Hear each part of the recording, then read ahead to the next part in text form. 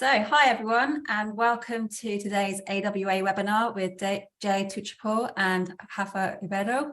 It's wonderful to see lots of new and familiar faces. If it's your first AWA community event, then you might not be aware that we run events like this almost every month, either online or in person.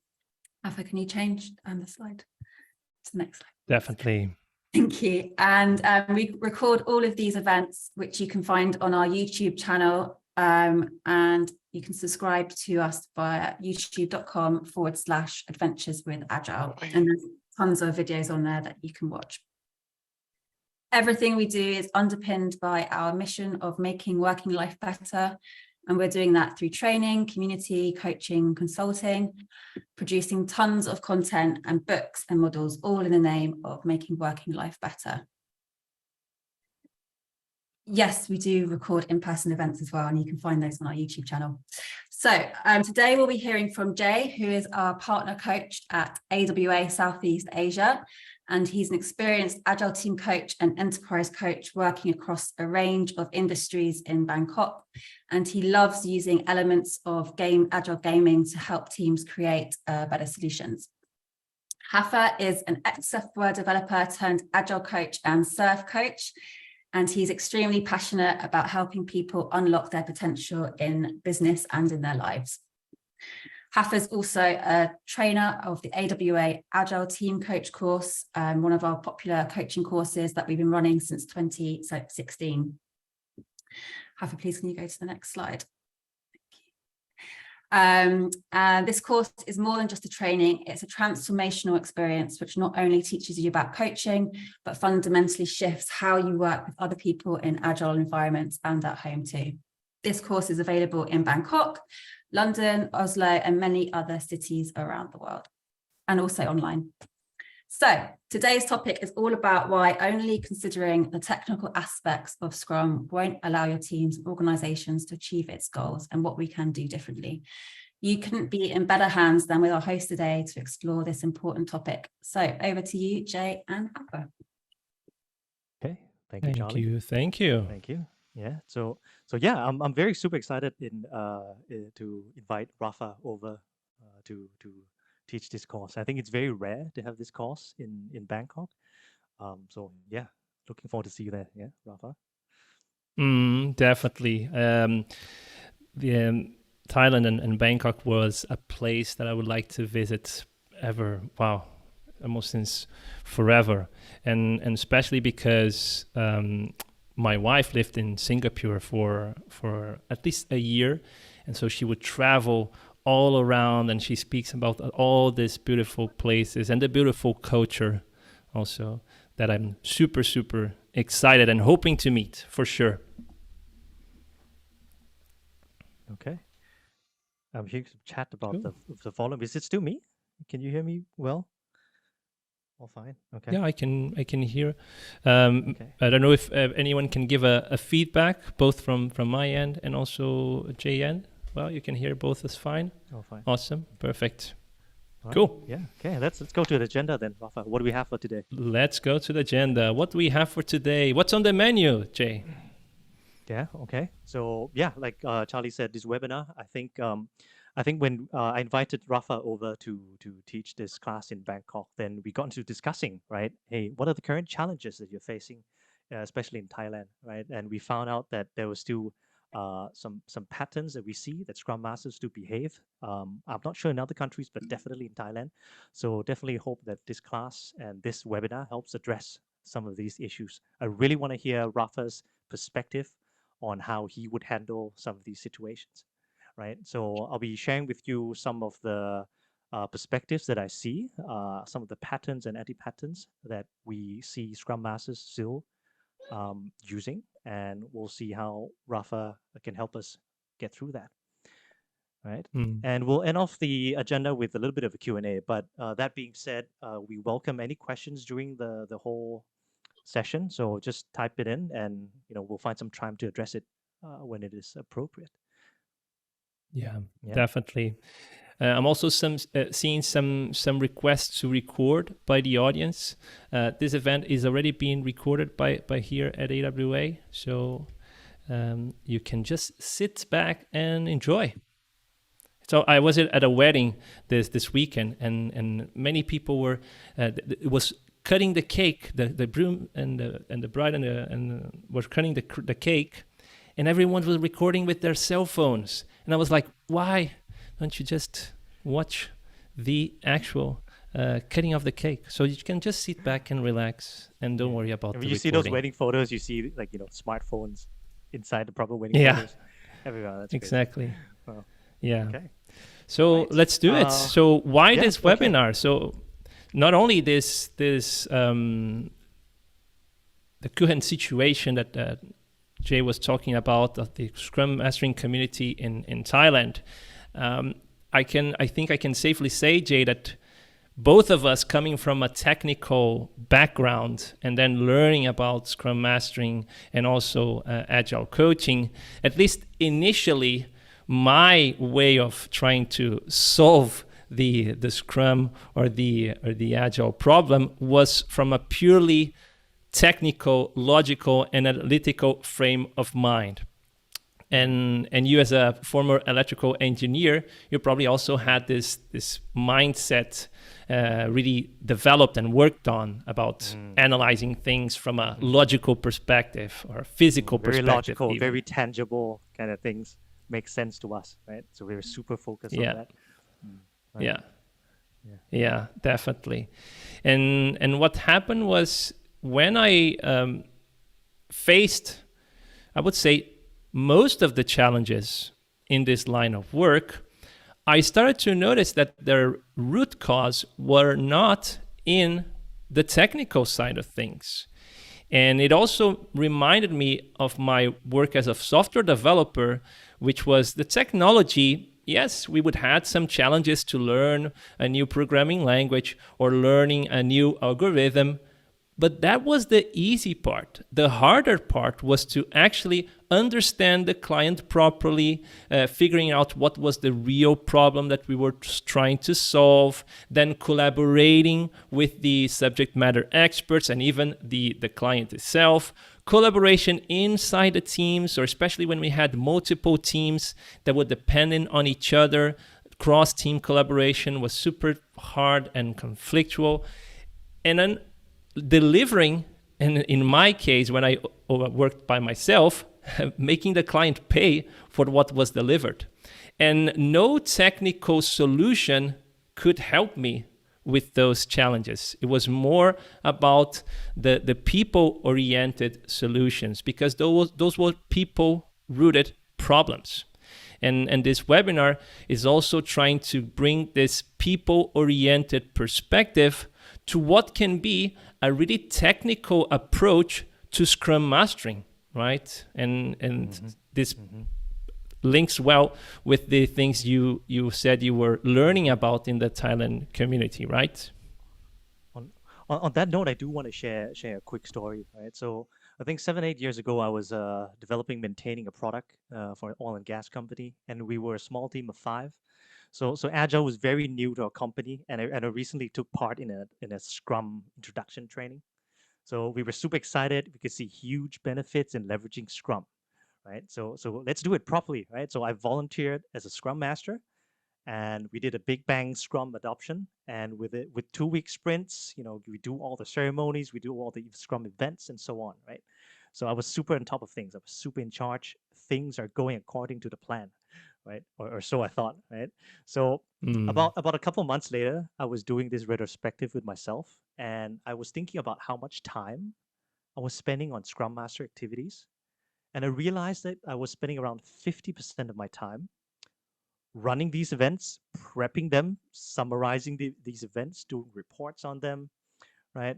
I asked myself, that can't be it, right? What else am I forgetting? What else can be done? This doesn't feel like everything Agile promised me. What am I missing? Right. So I actually took this class, the ATC class, about like 5-6 years ago, and that kind of really opened up my mind on the world beyond Scrum. Now, about 3 weeks ago, a colleague of mine, another coach, was asking for help in conducting interviews about the Scrum Master maturity in Thailand. Right. So we're still doing the interviews, so we don't have any proper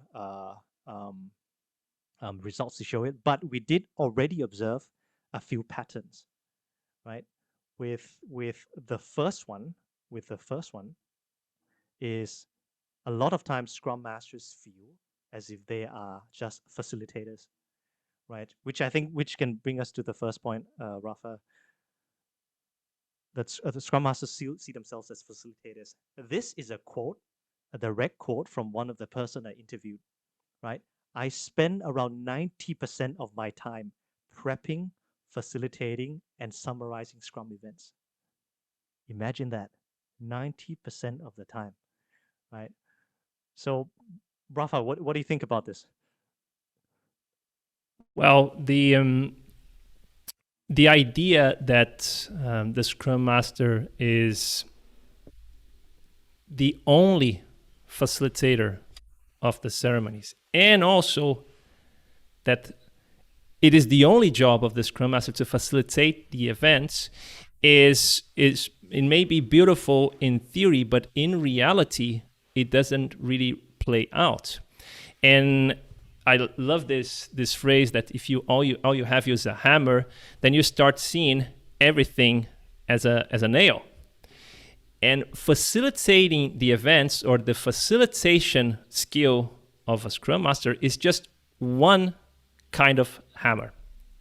So the thing that really opened my mind to how much more I could not only learn but also do with the teams I was working on was actually learning that facilitation is only one of the main competencies that the Scrum Master have.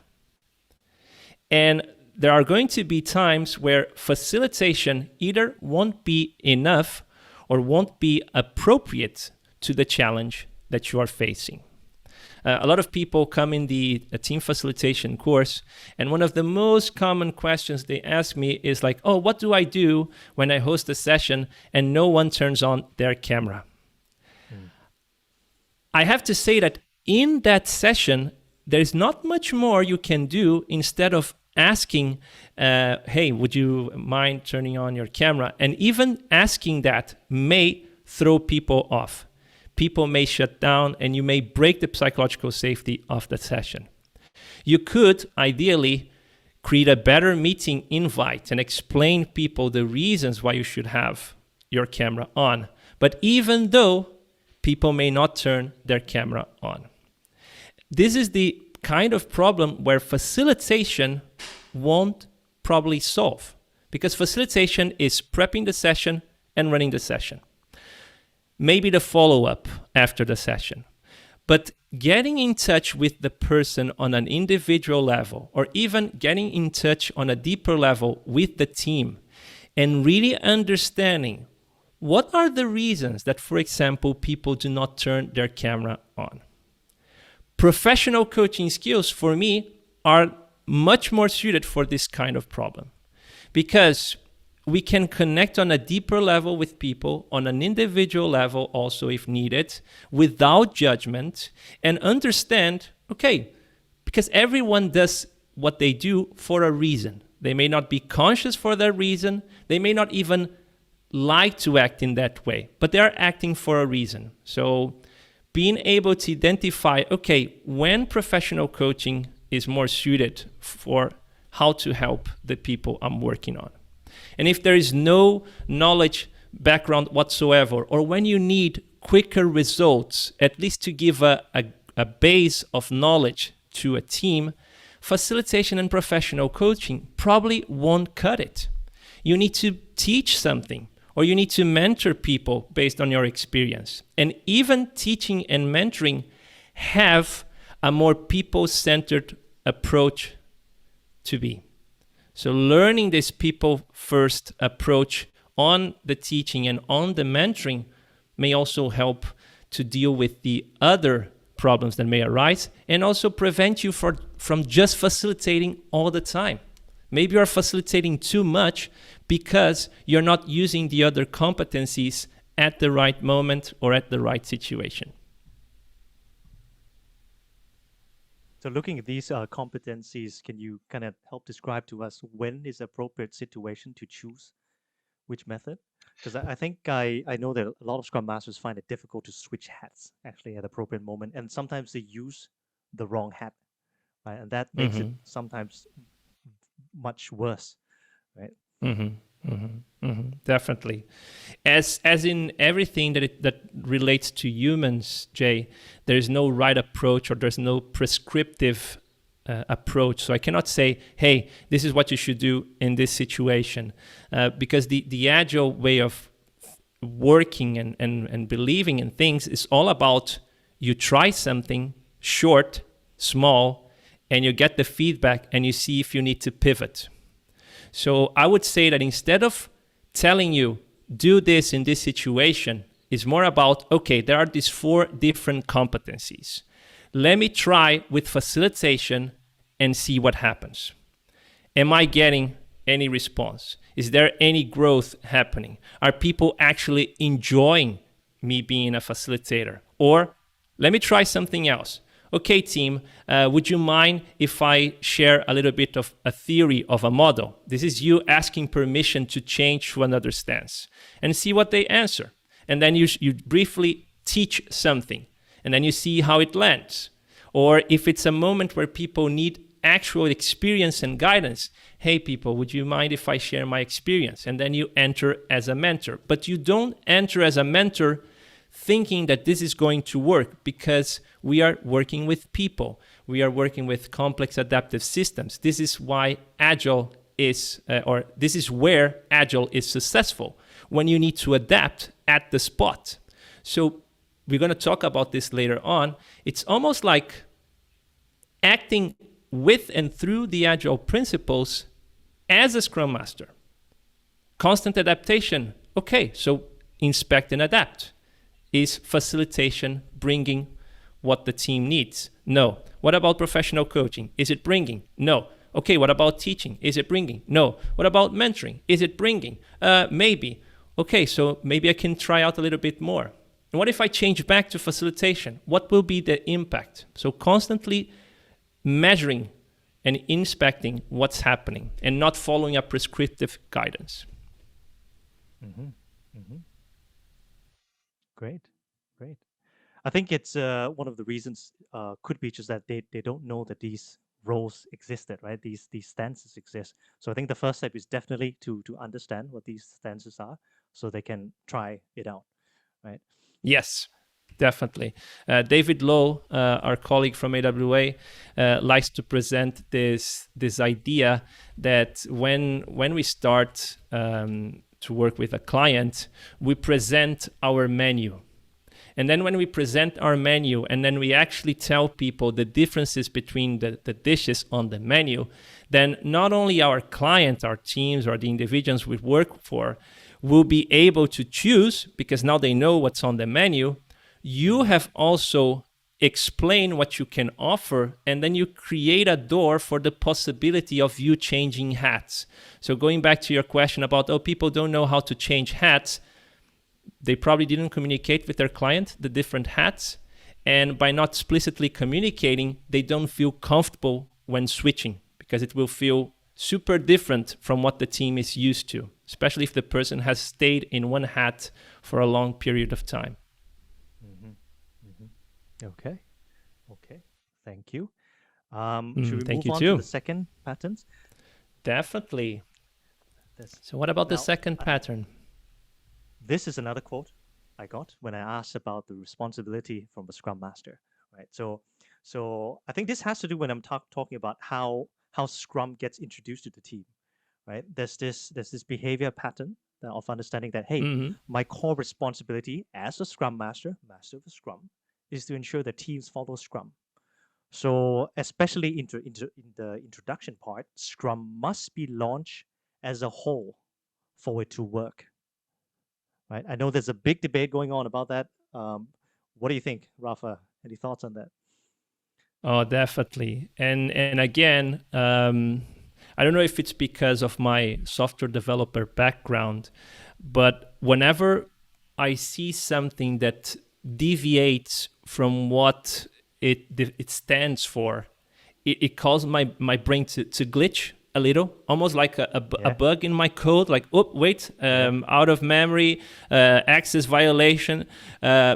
We should be teaching people about this, but we are acting in a completely different way. And then after becoming a parent and learning that humans learn by example, then it made me think, okay, I feel there's something off here. So on top of being a surf instructor, some years ago, not currently anymore, I also used to teach dance, especially African dance like kizomba and samba and etc. My wife is a professional dancer, so she had the whole university to learn how to be a dancer. And you never learn a dance style by learning either just the choreography or all the moves at once. You learn step by step. You learn normally the base stance. You then learn the base move, and then you may learn a variation of the base move, and then you start adding complexity on top of the base. But you train a lot each step many times, indefinitely.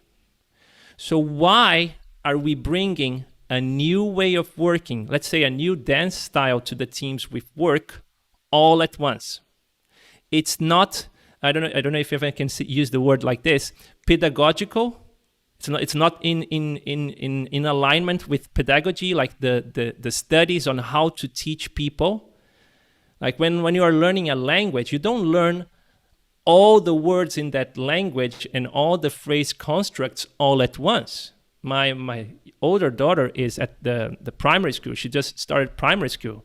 She's learning letter by letter and practicing the connection between the letters, like the ditongos, which is like ai, ui. So she's learning at like a step-by-step process to then be able to form words. And after learning how to form words, she's going to learn how to form sentences. And after learning how to form sentences, she's going to learn how to form paragraphs. And after learning how to form paragraphs, she's going to learn how to create a full text.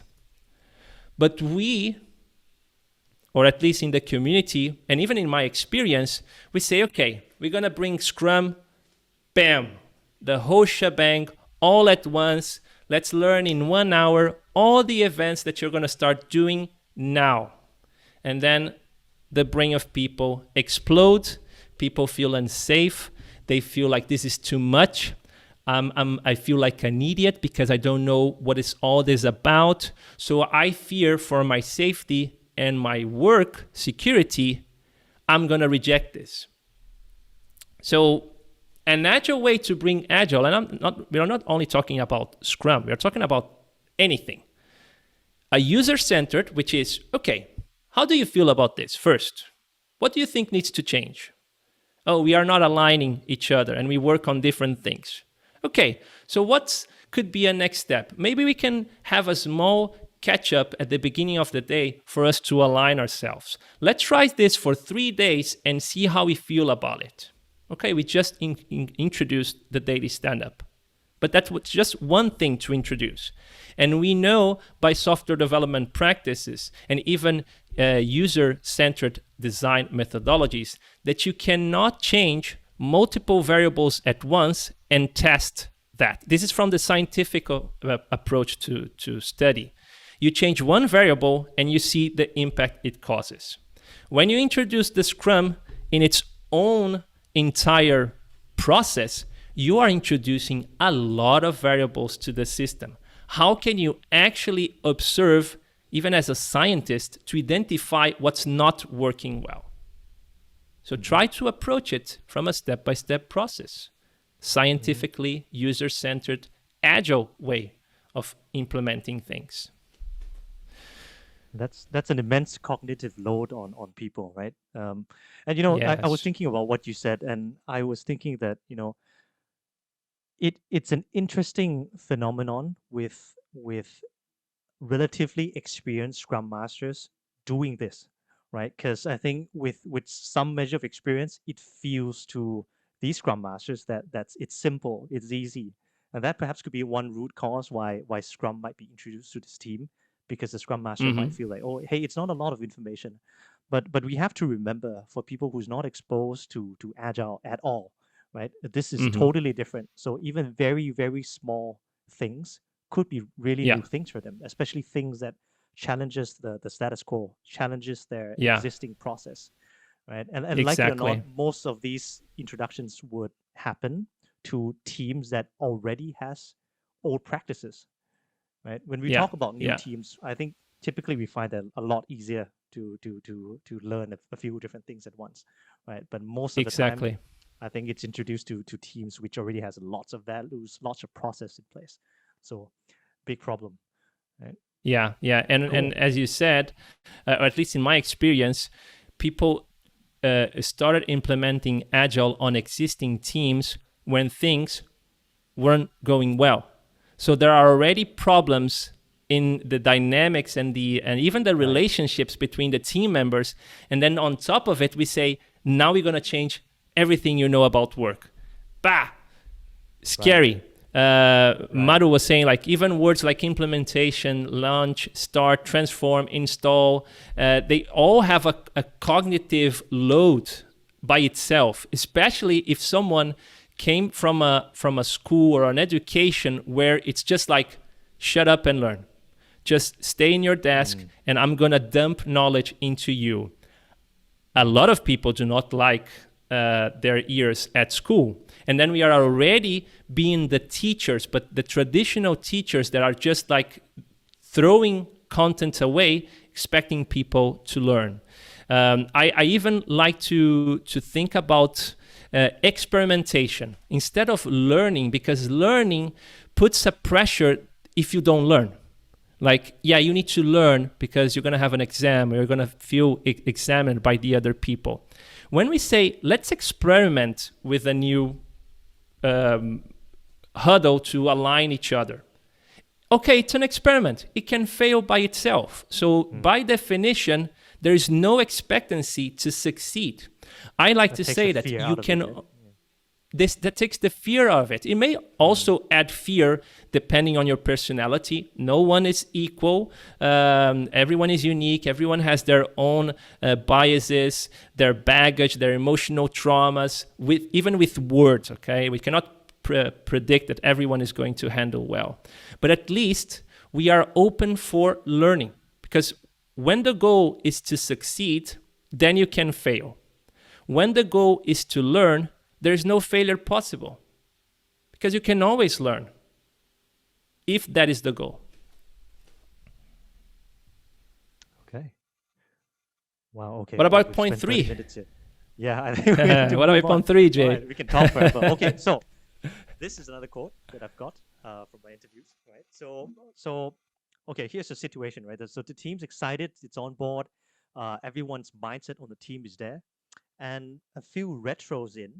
The issue is clear, right? That there are impediments, there are blockers that are existing outside of the team's control. It could be from management, it could be from stakeholders, it could be from sponsors.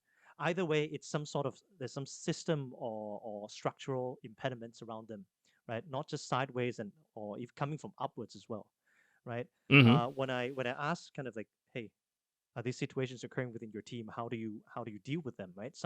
I've got some of these answers, right? So my scope of responsibility is only my team's improvement, right? So the other stuff, it's someone else's responsibility, right? It could be the agile coach's responsibility, right? Or I'm having problem solving issues from outside the team. I don't know how to do that, right? So Rafa, thoughts? Definitely. When I came back I spent 2 years on a sabbatical studying psychology with expressive arts. And as a former software developer, this was a complete leap of faith into the unknown world of the human mind and emotions and even physicality. When I came back, I approached work differently. Because software development was just a means to an end. Before learning more about humans, I was more focused on the means. After learning more about humans, I started focusing on the end. And Agile is being introduced to organizations not because they want Agile. Agile is a means to an end. So whenever we are dealing with these structures outside of the team, we need to be even more aware of this. It is not about Agile. It's about results. So we can swim all we want against the stream. We won't win against the stream. It's not like we are salmons rising through the stream to reproduce. No, we are employees of an organization or external contractors of a client, and they are hiring us to produce better results. So whenever we are, and especially when we are working with the structures outside of the team, this has to be our language. Not Agile, results. Of course, we hope in our hearts, or at least in my heart, that a more agile way of working will bring more results. But people don't care if it's agile, if it's non-agile, if it's design thinking, if it's kumbaya. Is it bringing results? I love it. Is it not bringing results? I hate it or I will resist it. So just having this in mind, when having a conversation with the structure around the team, forget about Agile and ask, what are the results you want to achieve? What are you aiming for? And of course, in the background, you can think, okay, maybe Agile can help with that.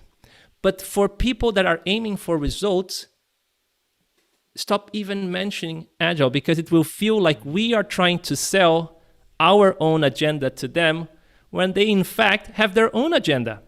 And then it's a clash of agendas. It's someone pushing their agenda into the other, and that other person resists and pushes their agenda back, and then we don't go anywhere because we are just aiming for different things.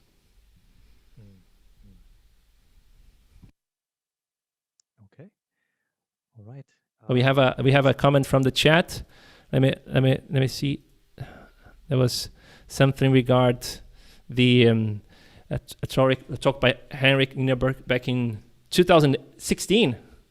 Outcome achieved, column next to doing, done. There needs to be a direct correlation to what we are doing and to what is being achieved. And for some people, what is being done doesn't matter. Is the outcome being achieved? Yes? Okay, you got my attention. It is not. Okay, come back when the outcome is achieved. For Scrum Masters who's afraid of talking to these leadership or managers that seems to be against them, just talk the same language, right? And most of the time, it's not Scrum language, it's not Agile language, it's results, it's the objectives that your team was given, whatever ties within your organization, right? Exactly. So what's next, Jay? Okay, so anti-pattern number 4, right? You may have seen this before, right? And I might have been guilty of that as well. So we a all. lot of people has very good intentions, right? You want to be helpful. So when I started out as a Scrum Master, I wanted to be more active in helping my teams, right? So I tend to give a lot of solutions inputs. The more, the better, right? I want to be very helpful. I don't want people to waste their time. So anytime I figure it out, hey, you know what? This is super good practice. I'm just gonna share, give input. Mm-hmm. Thoughts about that, Rafa? I have also been in that place, Jay, because I don't know about you, but I was raised to be a problem solver. Like I got my first computer when I was 7 years old. So life itself was a problem that I had to pseudocode and transform into machine language. So whenever someone was speaking to me, either about their technical problem or about their personal problem, my analytical brain would kick in and already start programming in my head. People would look at me and I would be like Trinity or Neo being uploaded with content and their eyes just going white because my brain was just developing code in my head. But it doesn't Rafa, work. And that's especially true for people with coming from an IT or tech background, right? Kind of engineer, kind of logical thinking. So it's like I feel like it's a default mode for a lot of Scrum Masters that has that background. It's very normal. Yeah, definitely. And then I got married also. And this analytical way of being and talking was giving problems to my relationship, because even me, whenever I'm feeling like I have a problem and I go to a friend and I want to talk about it, the last thing I want to hear is what they think I should do. People, just let me share my feelings or share my problems and just be there. Don't try to solutionize, especially not while I am sharing and becoming vulnerable. Because sometimes we say people don't talk to us. Well, maybe when they tried, you didn't listen. And then they also remember the time when they tried to speak in the middle of a class when they were kids or in a family gathering and no one gave proper attention. So we are bringing these memories of not being heard, which is fundamentally one of the most quintessential quests that human beings have: to feel heard, to feel accepted, to feel not judged. So you have 2 ears for a reason and only 1 mouth. You should listen twice as much as you speak. If nature wanted us to be better talkers than listeners, nature would give us 2 mouths. Some people may argue that you have 2 mouths, but let's not go into there. Let's just assume that you have only 1 mouth and 2 ears. So listen more than speaking. And this is also a reflective question that I ask to everyone here. How well can you hold silence? Because to be able to listen, you need to be in silence. And to be able to truly listen, you need to be in internal silence. Because I can be not speaking, Jay, while you're talking with me, but I can be programming in my head while you speak. And this means that internally, I'm not in silence. So I'm not properly listening to you.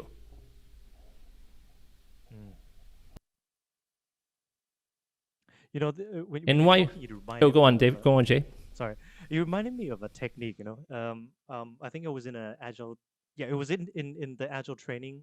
Agile team coach class. Actually, it was in Malaysia. For people who really couldn't help it, I think he was teaching this technique. Simply cover your mouth. Just cover your mouth. If you feel like talking, cover your mouth. You know, it's just it's a bit stupid, but it works. I tell you. So I don't know. It just helps, right? So if you really feel like you're a talker, right? Just take that opportunity to just cover your mouth, and it just helps. It's a good reminder, right?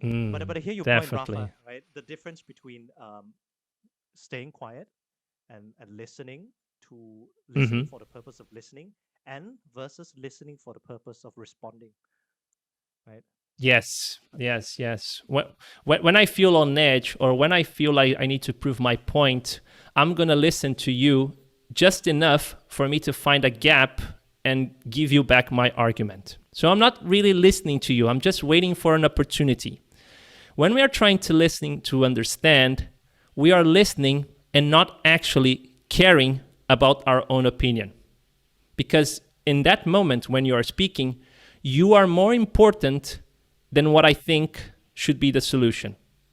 And this is also a really human thing to do, right? Which is placing the other as a top priority.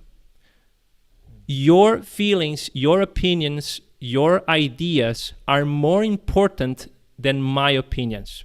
Because I don't care about my opinions. I want to hear yours. So we put this extreme focus into this listening. And this can be felt. I'm pretty sure everyone here on the call had one moment in life or one particular friend or family member that when you speak to them, it feels that the whole world disappeared and you are the most important thing exists. How much trust do you feel with that person? Probably a really high level of trust because you feel that you're not being judged, you're just being listened to. And this serves as a double plus for us, because the more we listen to people properly, the more we have information to actually help them. The more I listen to a customer or a team member about what they think the problem is or what they think the solution is, the easier for me it is when my time to speak comes to actually provide something of value, because I adapted my solution or my offer to that context, that it's unique for that person, their belief system, their ideas. So it's a double win. People feel heard and I can provide more value. Yeah. As an end note to this, there's, if you swing too much the other way, then you end up not talking at all, and I've been in that situation where I think people were expecting some answers, some responses, and if you swing too much into, okay, I'm going to listen, and you end up not giving any value at all, right? So it's a balance between listening and choosing that opportunity to speak as well, right? Not just exactly all the time. And it will depend on your audience, on your client. Some people like to speak more, other people like to listen more. So it's never a one way for everyone. Right. Okay. And finally, Jay. Finally, right? So Scrum Masters some of them are not naturally inclined to solving conflicts, right? I see a lot of these, especially in Asian cultures, where the number one method for not resolving conflicts, to tackle conflicts, is to avoid them, right? So you end up not having conflicts resolved properly, right? So here's a quote. Is it over, Jay? Is it over already, the conflict? Right. No, they just pretend not to see it sometimes, right? No, but okay. But in all seriousness, right? So sometimes they feel as if, the conflict is between two other individuals, right? I shouldn't be the one solving it for other people, right? They should be solving themselves. Am I meddling? Am I intruding on the conflict? Or in some situations, it could be just because that you don't know enough. You don't feel like you know enough to solving those conflicts. So would just stay away instead. You make things worse. So as a Scrum Master or someone who wants to learn about this, what can you do? All right. So I'm gonna give some context to explain why do I think this particular approach works. And me and my wife, we out of emergence, we started working with couples.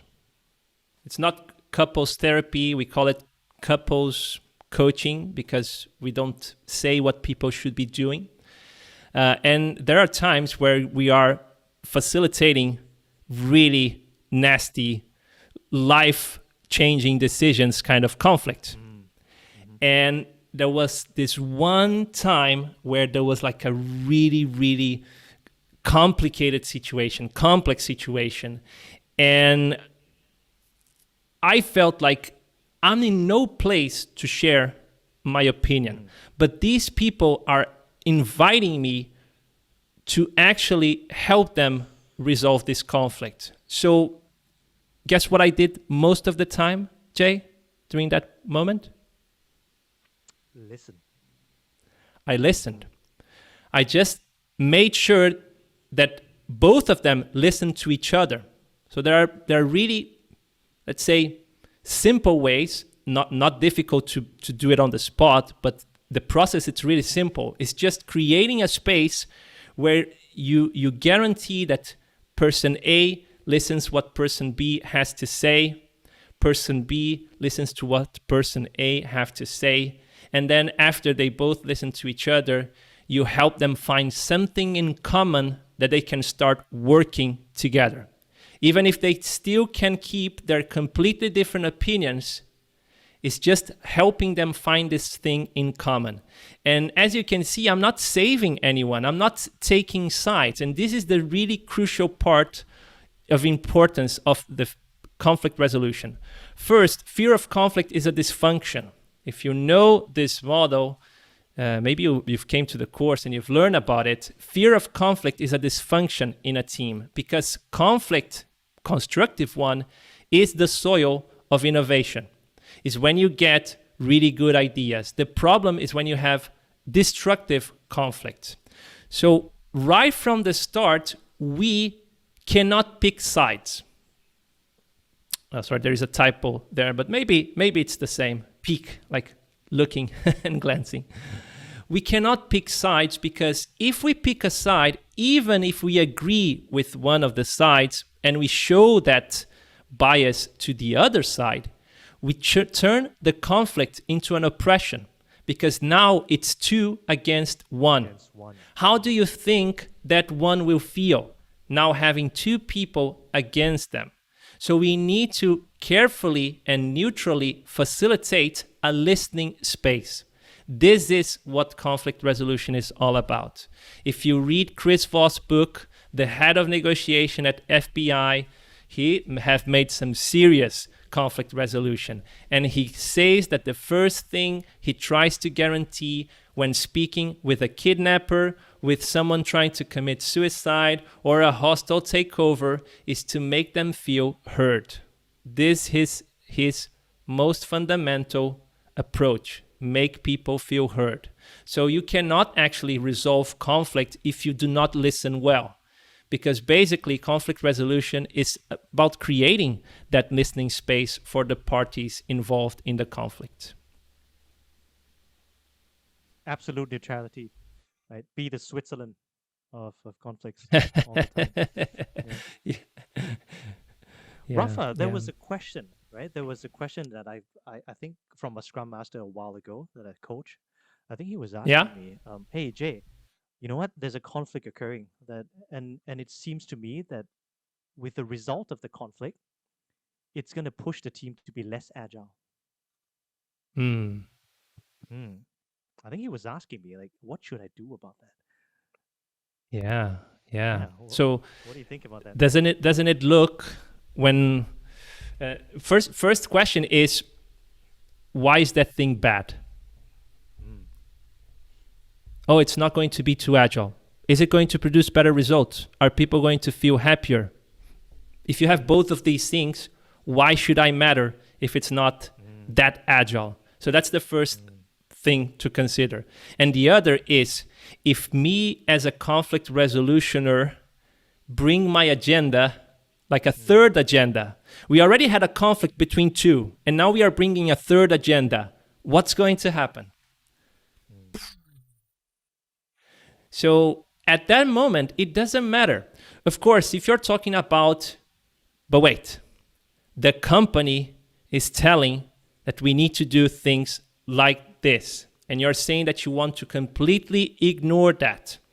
What we can do is challenge them and say, what could be the pros and cons of that? And this is a neutral way to actually challenge people in their opinion without telling them you're wrong. You bring reality to the context and you challenge. What could be the pros and cons? What are the consequences of doing this and what are the consequences of not doing that? Because maybe the whole system needs that change. It's what's best for the whole company. And you're saying that they should not be done because it goes against Agile? I would say, who are you to judge, to say that? Are you the Agile God? We need to be more humble than this. We need to accept that we may not be right. How can we expect people to accept our ideas if we do not accept their ideas? We are creating resistance by saying those kind of things. Yeah, well, that's very, that's very relatable. I think there's a lot of times where you unintentionally inject your own opinions in there, right, with your own agenda. So it's absolutely critical to not destroy the trust of the team for long-term sustainability and trust that you don't do that at all costs. Very, very important. Exactly. Thanks. Yeah. Thanks for that. Well, thank you for the question. While at the same time, not accepting everything blindly, okay? If they're planning to do something illegal or something that is going to harm the quality of the software or the relationship with the customer, we challenge them. But it's not about pointing fingers. You are wrong.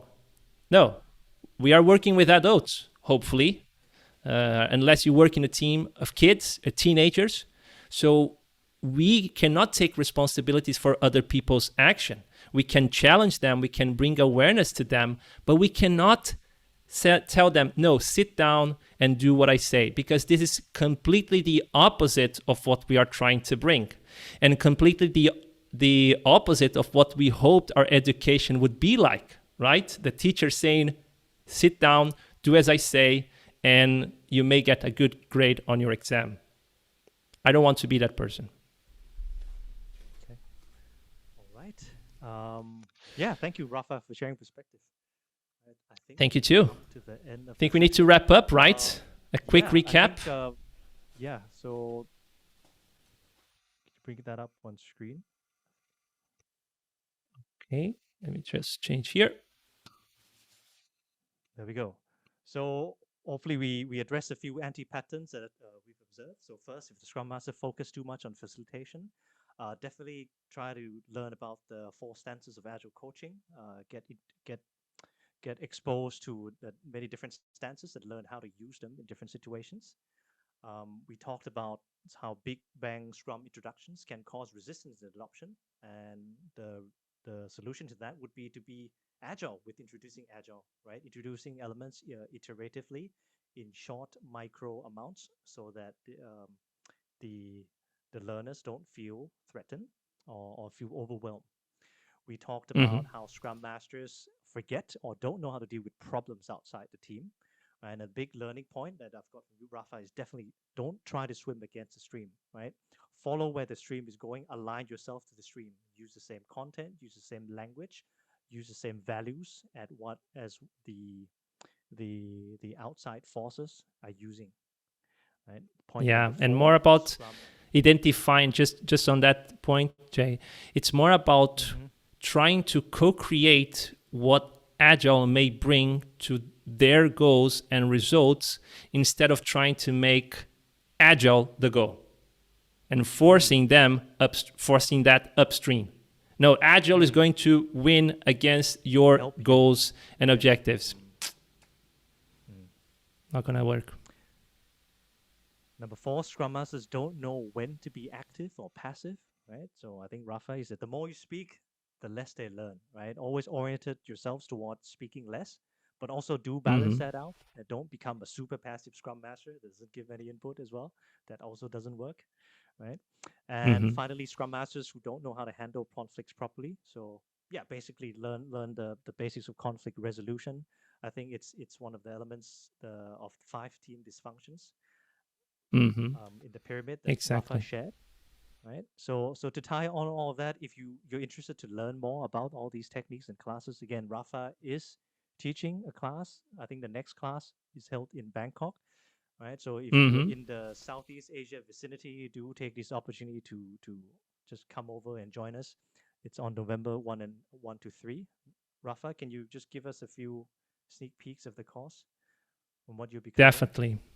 Definitely. So all of these learnings are not only from my own experience as a Scrum Master and also Agile coach, but also from the Scrum Master Agile coaches that are part of the AWA faculty. And our Agile Team Coach course is actually delivering the techniques or the mindset for you to actually practice what we were talking here in this webinar with your teams.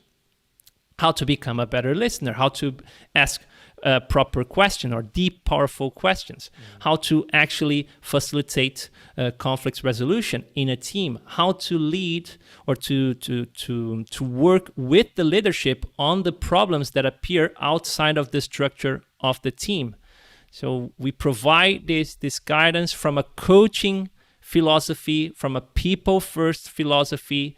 The AWA faculty, we are all coaches, professional coaches. We all placed our feet into the psychology, human side of learning. So we bring this perspective to the Agile coaching we do.